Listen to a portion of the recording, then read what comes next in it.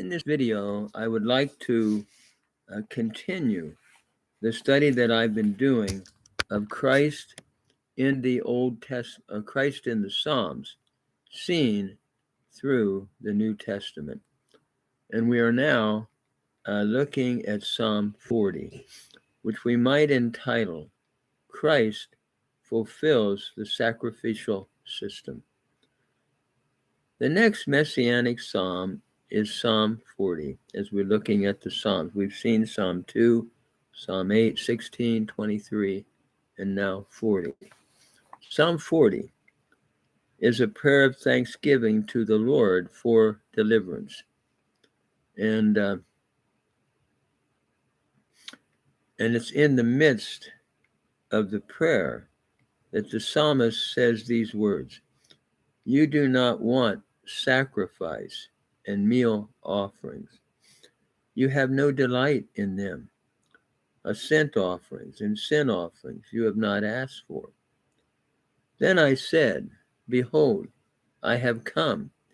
In the scroll of the book it is written concerning me, to do your will, O God, is my delight, and your Torah is in the midst of my inner being."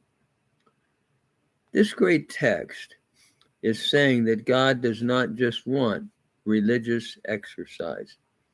This passage was quoted by the writer of Hebrews in chapter 10 of the book of Hebrews, when he was encouraging his readers to go on with Jesus Christ and not to go back to temple sacrifices.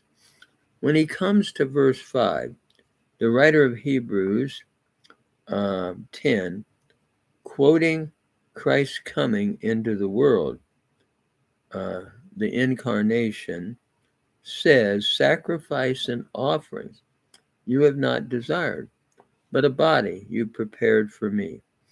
Note that he is quoting from the Septuagint here, the Greek translation of the Hebrew Bible.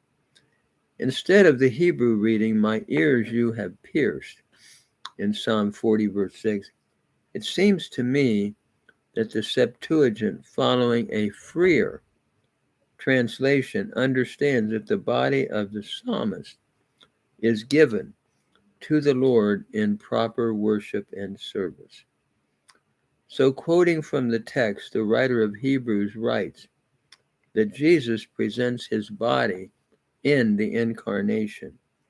When Jesus said, "Behold, I am coming," in the scroll of the book it is written concerning me, to do your will, O God. It's looking at his determination to become the God-man in the flesh, according to the book of writer of Hebrews. He is saying that by his coming into the world, sacrifice and burnt offerings concerning sin, God no longer is looking at that. Why? Because they are being offered according to the law. And the writer of Hebrews says that Christ has fulfilled the ceremonial law when he says, "Behold, I have come to do your will, O God." Hebrews 10:7. So Christ then, by his will to come, is taking away the first the New Testament is teaching, that is, animal sacrifices, that he might establish the second, that is, the permanent sacrifice by which we have been sanctified through the offering of the body of Jesus Christ once and for all. Hebrews chapter 10, verse 16.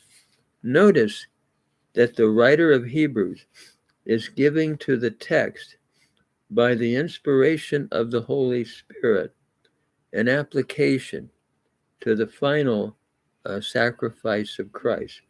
Sacrifice and offering looked at something that now the writer of Hebrews is saying has been done away with in Jesus Christ. What historically had to do with religious ritual now is applied to the sacrificial system as a whole. So we do not offer these sacrifices because Christ has fulfilled the whole sacrificial system.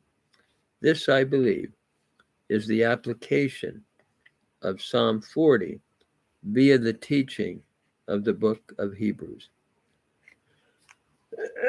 The second, what we call messianic psalm in the Hebrew or in the Hebrew Psalter, applied in the New Testament, is Psalm 45.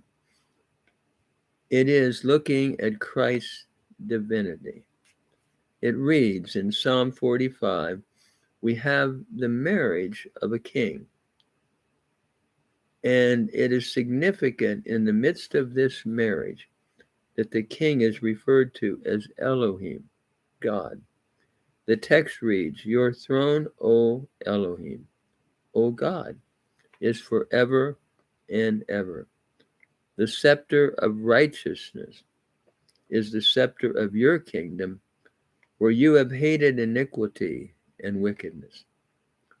Therefore, the Lord your God has anointed you with the oil of gladness above your contemporaries. Psalm 45, 6-7. One of the beautiful fulfillments of this psalm, I believe, is seen in Hebrews chapter 1, verses 8 and 9. In the discussion of the psalm, in its historical context, that is, at the literal level, I believe it is referring to a king who is called God, meaning a high, elevated one. Historically, though, it is looking, or I should say historically, it is looking at a wedding of a king. But when we look at it through the lenses of the New Testament, especially the book of Hebrews, it is applied to Jesus, who is God the Son. The writer of Hebrews then applies this to the divinity of Jesus. Psalm 40 is quoted back to back with Psalm 102. It is interesting when you look at Psalm 102, it reads, you are forever, O Lord. You have laid the foundations of the earth. The heavens are the work of your hands. They shall perish, but you shall abide. And all of them as a garment shall wax old, and as a scroll you shall roll them up, and as a garment they shall be changed, but your years fail not. That's a quote from Psalm 102, verses 25-27. In that quote from Psalm 102, which is clearly speaking of Yahweh in the Hebrew scriptures as the eternal creator, the writer of Hebrews brings this psalm together applicationally with Psalm 45 to make the statement that Jesus Christ is the eternal God and creator as the second person of the Trinity, while angels are simply elements of creation as ministering spirits like the wind or like lightning. Jesus is the divine creator who is God in the second person of the Blessed Trinity.